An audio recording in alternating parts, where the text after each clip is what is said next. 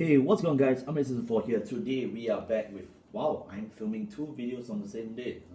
Pretty funny. Alright, anyways, today we are back with a brand new D deck profile. Yes, we're back to D. My last video was Victor, so once in a while we'll do a bit of V, but really now that D is the main format everyone's really excited about, it is more logical to cover D on the channel a bit more. Today we have yet another remote deck profile with thanks to another one of my great friends. I can't pronounce his name, but I think it's Arax Neon.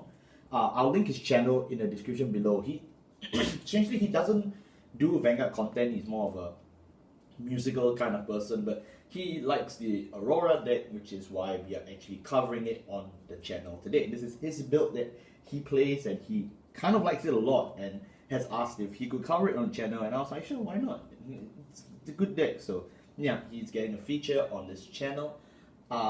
As usual, if you like the video, please like and subscribe, the normal crap. So now let's get into it. Just like the Magnolia deck profile, this is a remote deck, which means I don't actually have the cards physically with me. I've seen it physically, I've played with and against it physically, but I don't own it, which is why I can't actually film with it. But he has sent me the deck list in pictures, so yeah, we're going to still be covering the deck list no matter. So let's get right into it. So starting off, we'll start off with the right line, as you can see here. The benefit is that this is not my first D video and not my first remote video, so I don't have to explain what the right line is anymore, so I can just get into it a lot faster. So for the right line, as you can see, we play each of the policewomen. We have the grade 0 policewoman, just generic starter with the same skill. The grade 1 policewoman, I think she's my favorite out of all of them. Her skill is really interesting. When placed on a Vanguard circle, you open your deck and add 1 prison field spell to your hand. If you're wondering what prison looks like, we'll get to that in just a bit. It's a grade 1 for now, but who knows? In the future, we may end up getting more prisons, so that'll be pretty neat. The second skill on rear guard is you can't blast 1, so blast 1, you can draw a card, as long as there's a card in your opponent's prison. So it's actually a when placed skill, so you can just place it one time for a quick CB1, SB1 filter. You may be wondering, hey, but won't you need the CB or SB for other things? Yes, but once in a while the little filter is kinda cute. It doesn't help that I'm also a fan of the card itself, so I still do play this card. Eventually, when it comes to new support, people will choose not to play this card, and it's fairly reasonable, but to me, I still think it's neat enough to still warrant inclusion. Our grade 2 is, oh man, what? Rizat Pink, I think. Yeah, I can't read. Rizat Pink. The skill is when she's placed on a Vanguard circle, if she's riding on top of blue, I think. Oh no, there's no restrictions. Oh, when placed on a Vanguard circle, your opponent chooses 1 card from your hand and prisons it. So we have the start of Prison Hand Trap, which is really good. The downside is obviously if your opponent imprisons a really good unit earlier on, they can just access that easily, and then boom, you've just given them a free out to cheating a card maybe slightly earlier. Like if you're playing against Bastion, you know, I could just cheat out 1 nice fat Alden, and that is your disadvantage now. So yeah, but back to this. So now the thing is really, you know, how good is the skill? It's still not bad. You are starting to get a unit in prison, and even if your opponent frees the card, it's now a card that exists on the field, so it will now be constantly involved in getting in and out of prison. So it's not all that bad. The second skill is when it attacks, if there's a unit in your prison, this unit gains 2000 power. So really, as a main deck unit, it's not very fantastic if you ask me. I cut it out. I don't think it's that great. Did I cut it out? Yeah, I cut it out, so it's pretty bad. So yeah. Next up, our grade 3, our main boss is Seraph White, known in the English version as Seraph Snow. Seraph Snow has 2 skills, it's really easy. The first skill is a continuous skill. During your turn, if there's a unit in prison, this unit gains 10k. If there are 3 or more units, it gets drive +1.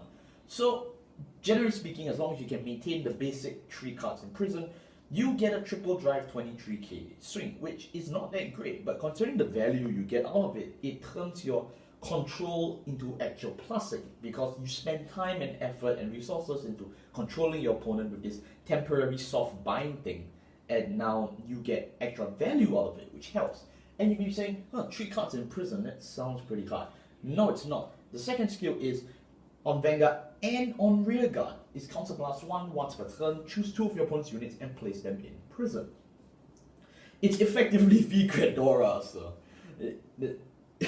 really you can't complain about 3-5 prison being a bit hard.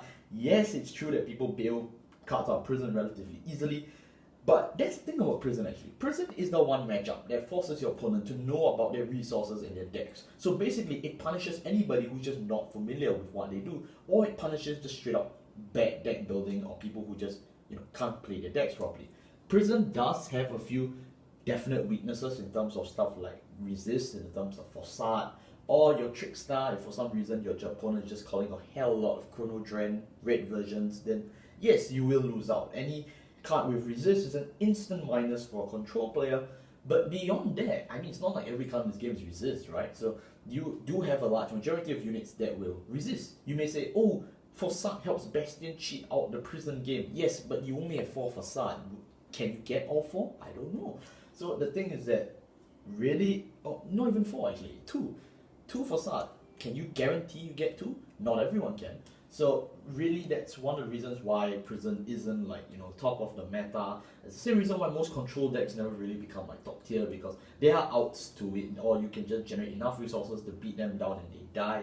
But I do like prison in terms of the way it's designed, the way it's done. Some people say, oh, prison is a dead design, and I personally don't agree. If you see in set 2, we can now imprison from drop, as well as with stuff like Spark Lemon, which is also in this deck, as well as stuff like, we have imprison from hand. In DBTO2, we're introduced to the little imprison from hand order, which is literally Jami Congo the spell. So really, I think prison has a lot more of way fun things lying ahead. So definitely don't crap on its design. I don't think it's a breaking meta deck, but I certainly think it's fun enough to warrant play.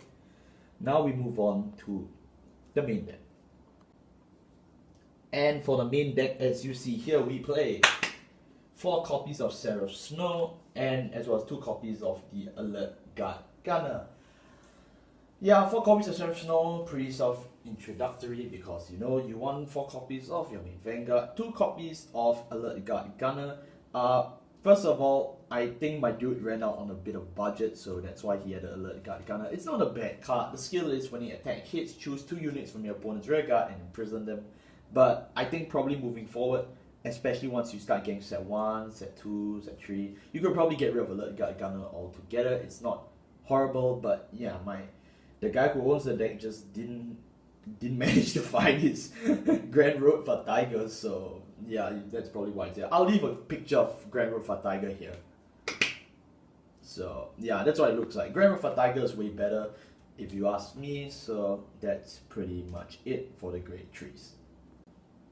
Moving on to the grade 2s. The grade 2s is where it gets really spicy with all your policewoman and that one poor dimensional robo looking guy. Here is the list. We play 4 copies of Agar Rogue, 3 copies of Security Patroller, 1 copy of the Right Line Reset Pink, and 4 copies of the Festival Collection card Spark Lemon. So let's cover each one by one. Spark Lemon skill is kind of straightforward. When this unit attack hits, choose 2 units from your opponent's drop zone and imprison them. So now we can even put them in prison even when they die. It's pretty good no matter how bad you want to look at it. Yeah, it's tied to an on hit. It's a 10k body which can't gain power by itself. Not a great card. O2 has way better options for Spark Lemon, but is it really that bad of a card? Absolutely not. There are certainly benefits to be getting when you play Spark Lemon, so I definitely still recommend it if you're on a budget or if you just don't have set O2 yet. It's just a neat card altogether to get 2 cards to dilute your opponent's prison. And this is the easiest way to start getting cards in opponent's prison, because your opponent is always discarding cards for their right deck. So, no matter what happens, you will keep having cards to imprison. And because you have cards to imprison, you will always be able to reach your 3 imprison, and thus you can always get your triple drive. But that's beyond the point. Moving back to the list, we have 4 copies of Agar Rogue. No matter, I can't read this one. Spare me. This one has 2 skills. First skill is when you have a card in prison, this unit gains 2000 power and Oh no, not 2000 power, 5000 power and 10k shield permanently. So it's either a 15k shield or 15k beater. That's value. That's value. Man, that's value. Yeah, I like this one. The second skill is quite simple. When this unit is placed, Soul Blast 1, choose one of your opponent's front row rear guards and put it in your prison. Yay! Narukami is a prison type card thing. We're playing Narukami now, so sorry Link Joker people, you guys are now Narukami. Nice skill, good card. Now we move on to Security Patroller. When placed on rear guard, Soul Blast 1, choose one of your opponent's rear guards and put it in your prison. It's slightly more unlimited as compared to Agar Rouge's Imprison skill. It's not bad. It comes in the start deck, so it's really cheap. It's definitely the best grade 2 out of the start deck, so it's worth playing. Maybe in set 02 you might want the Jami Congo, the spell. That would be a bit better, but I still think this card is really good if you don't have a lot of options. So yeah, we actually just finished all of the grade 2 units. Let's move to the grade 1s then. Moving on to the grade 1s, we have 4 copies of Blue, Kenite Blue, 4 copies of, man, I forgot, the one they call Trash Can. I'm sorry, I don't know what this is called. I'm just going to call it Trash Can. 2 copies of, I hate the fact that people call this Godzilla, but it's clearly not. Like, it's clearly based on another kaiji. Like, I know it's a kaiji, it's just not Godzilla. Never mind, we're just going to call it kaiji. But its actual name is Detonation Beast Bumble Mine. So, fun facts. Then we have the PG, the stronger PG, and we have our 1 copy of our prison in this deck, Galactus. So let's break it down. The 4 PG, this is the stronger PG, so props to the guy who plays this deck, you know. Yeah, good choice, good choice. I like that. It's a good and safe financial decision. Then we have Bumble Mine. Bumble Mine being the most expensive card in Brandt Gate. Whatever you play, English or Japanese, this card is just bonkers. The skill is, after this unit, I think it's at the end of the turn. Or something like that, yes. It's just after something. I can't remember the exact skill. For those of you who know, put it in the description below. Just help an old man out. You can put this unit into your soul and counter charge 1. So it's effectively a kill itself. You get a card into your soul and a card is counter charged. It is so good and so free in resources. And a lot of people just cannot afford Bumble Mine because it's an ultra staple for both decks. So that's why my dude here plays 2. Honestly, I don't blame him. If you really can't afford Bumble Mine, that is good news for you though. Whether you're playing Ophisto or Fist Brandt Gate, in set 02, both decks receive budget options for counter charging, which they're not great options, obviously, as compared to Bumble Mine. But if you're playing on a budget, it can't be helped. I think it's pretty good. Then we move on to the grade 1s. Kenite Blue, no, move on grade 1s. I'm already talking about the grade 1s. Never mind. Kenite Blue, we've already mentioned. And then we have Security Patroller. No, that's not the same. It's a Trash Can Guy. Trash Can Guy skill is, if there's a unit in this prison, this unit gains 2000 power and 5k shield. So it's effectively a 10k beater or a 10k shield. Although I can safely save you the trouble and tell you, generally you won't really be calling this card unless you really want to push for magic numbers. It's not like Agar Rouge where you can intercept. It's a 15k intercept. That's value, but this thing can't intercept. So, you know, it's soft locked to either you choosing it for the power or you're choosing it for the shield. It's really as simple as that. So yeah. And now for our grade 0s, we have 1 starter, 4 draws, 4 heals, 4 crits, 3 fronts, and 1 OT. It's a rainbow setup. Why are we playing rainbow? Because really, rainbow is still alright. Some people do opt to play, you know, crits, 8 crits, 7 crits. And really, that's fine, but I think rainbow's pretty okay too, so it gets a pass. 4 draws, because that is piece reliant, you know.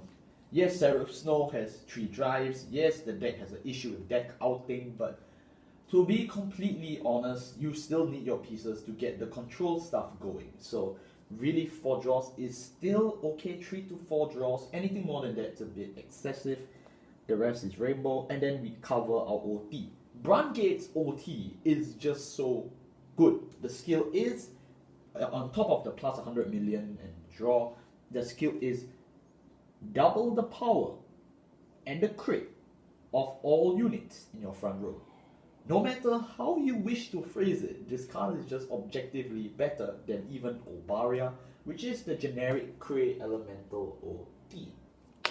That's Obaria. Obaria's skill is choose another unit or choose a unit and it gets 100 million. So you have 2 chances to get 100 million. Whereas this guy just straight up doubles your power and crits. So you already intrinsically get 1 unit with 200 million, and then the rest just get a huge double up and crit gate. So everyone becomes force 2, or potentially if you have 2 crit, then it's 4 crits. I can't describe just how much value for money that is. It's just so good. Really, Obaria's good in some decks where you can objectively say, alright, I don't think I need my clan OT. Obaria's still really good for what it is. And there are plenty of decks like that, stuff like, Sylvans, even Virina, they can play Obaria and it's not a problem. But for Brandt Gate, the Brandt Gate OT is just so good that we just have to emphasize that it needs to be played. And that actually brings us to the end of this second remote deck profile. These remote deck profiles are just seriously hard to video and edit behind the scenes. There's just so many things going on. It doesn't help that, it's someone else's deck, so you have to get to know what they are playing, why they are playing it. But I enjoy the challenge, really. Given what we have in this current atmosphere, remote deck profiles will probably be something I will do once in a while more, but hopefully if I can see people more for collabs, I would prefer that, or just film my own decks, damn it. Why not? It's my own stuff. But still, thank you all so much for watching this deck profile. If you like it, like and subscribe, the normal stuff.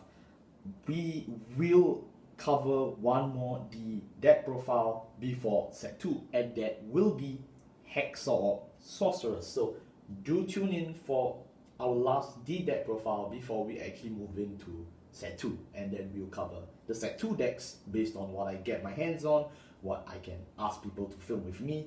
So generally that's about it. Yes, I know I didn't get to film all 10 decks, and honestly that's really fine. Some of the 10 decks are either just not worth filming or just don't need to be filmed.